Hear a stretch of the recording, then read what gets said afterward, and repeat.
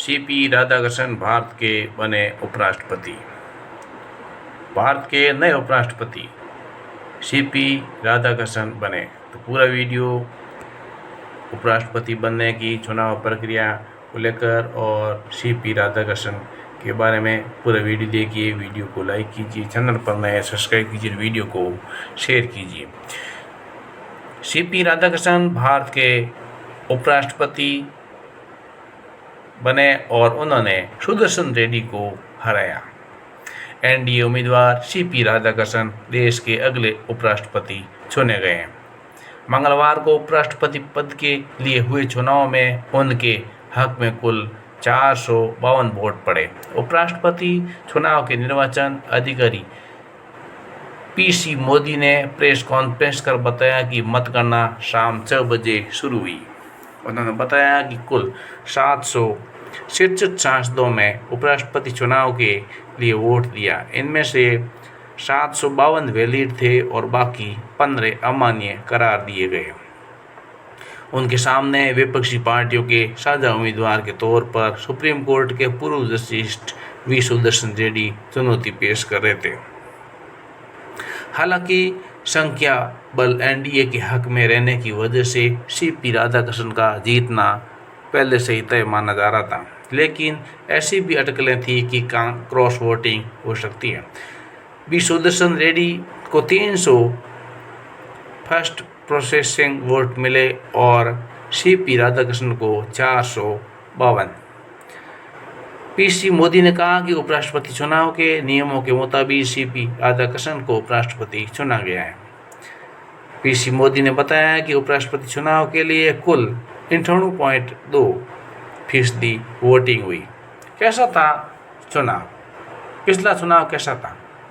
उपराष्ट्रपति पद के लिए पिछले चुनाव में एनडीए के उम्मीदवार जगदीप धनखड़ ने बड़ी जीत हासिल की थी, और लेकिन जुलाई में धनखड़ ने स्वास्थ्य कारणों का हवाला देते हुए उपराष्ट्रपति पद से इस्तीफा दे दिया था। अगस्त 2022 में हुए चुनाव में कुल 725 वोटों में से जगदीप धनखड़ को 528 वोट मिले थे, यानी वे करीब 73% मतों से विजयी हुए थे। बात की जाए आरएसएस से जुड़े फिर सक्रिय राजनीति और ये उपराष्ट्रपति, तो ये किस तरह से उनका जीवन रहा है सीपी राधाकृष्णन का।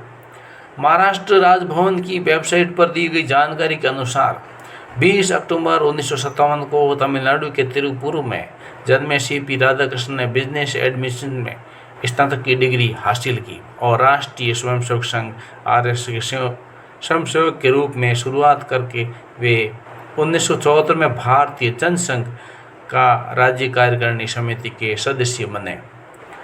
1996 में उन्हें तमिलनाडु में बीजेपी का सचिव नियुक्त किया गया और इसके बाद वह कोयम्बटूर में लोकसभा सांसद बने।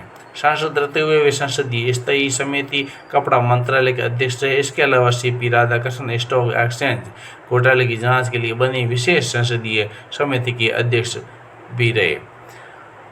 2004 में सीपी राधाकृष्णन ने संसदीय प्रतिनिधिमंडल के हिस्से के रूप में संयुक्त राष्ट्र महासभा को संबोधित किया और ताइवान जाने वाले पहले संसदीय प्रतिनिधिमंडल के सदस्य भी थे।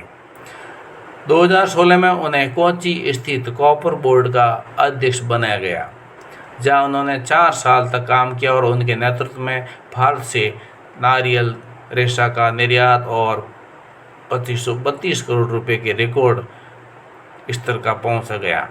और 2020 से 22 तक राधाकृष्णन बीजेपी के केरल के प्रभारी थे।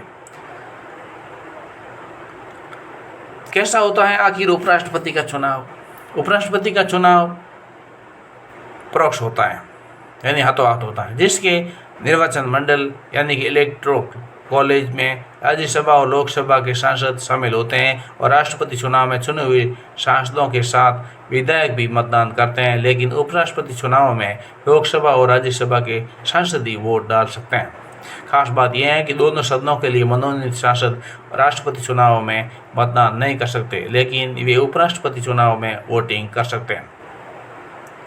उपराष्ट्रपति का कार्यकाल पूरा हो जाने के 60 दिनों के अंदर चुनाव कराना जरूरी होता है। इसके लिए चुनाव आयोग एक निर्वाचन आयुक्त अधिकारी नियुक्त करता है, जो मुख्य किसी एक सदन का महासचिव होता है। निर्वाचन अधिकारी चुनाव को लेकर पब्लिक नोटिस जारी करता है और उम्मीदवार को नामांकन मंगवाता है। उपराष्ट्रपति पद के लिए चुनाव लड़ने के लिए उम्मीदवार के पास 20 प्रस्तावक और कम से कम 20 अन्य अनुमोदक होने चाहिए। प्रस्तावक और अनुमोदक राज्यसभा और लोकसभा के सदस्य भी हो सकते हैं और उम्मीदवार को 15,000 रुपये भी जमा कराने होते हैं। इसके बाद निर्वाचन अधिकारी नामांकन पत्रों की जांच करता है और योग्य उम्मीदवारों के साथ बैलेट में शामिल किए जाते हैं। अगर कोई भारत या किसी अन्य राज्य की सरकार के अधीन कोई लाभ का पद रखता है तो वह उपराष्ट्रपति चुने जाने के योग्य नहीं होता है। वीडियो को लाइक कीजिए, चैनल पर नए सब्सक्राइब कीजिए, वीडियो को शेयर कीजिए। भारत के नए उपराष्ट्रपति सीपी राधाकृष्णन, जो कि तमिलनाडु से आते हैं और एनडीए के उम्मीदवार थे, और इन्होंने जीत दर्ज की है और एनडीए की बहुमत के हिसाब से जीत दर्ज की है और वो एक राजनीति से जुड़े हुए बहुत पुराने व्यक्ति माने जा रहे हैं और कई सांसद भी रह चुके हैं और कई प्रभारी और अध्यक्ष वगैरह भी रह चुके हैं। तो एक अच्छी बात है और भारत के भविष्य के बढ़ते ऐसे कदम जो हैं वो अच्छा है और वो एक अनुभवी आदमी है उपराष्ट्रपति पद के लिए, जो कि एनडीए की उम्मीदवार के लिए एनडीए ने चुना है। तो नए उपराष्ट्रपति सीपी जोशी को हार्दिक शुभकामनाएं कि भारत का भविष्य लेकर आगे बढ़े और भारत को विश्व गुरु तरफ की आगे बढ़ाए। वीडियो को लाइक कीजिए, चैनल पर नए सब्सक्राइब कीजिए और वीडियो को शेयर कीजिए। बहुत बहुत धन्यवाद। जय हिंद।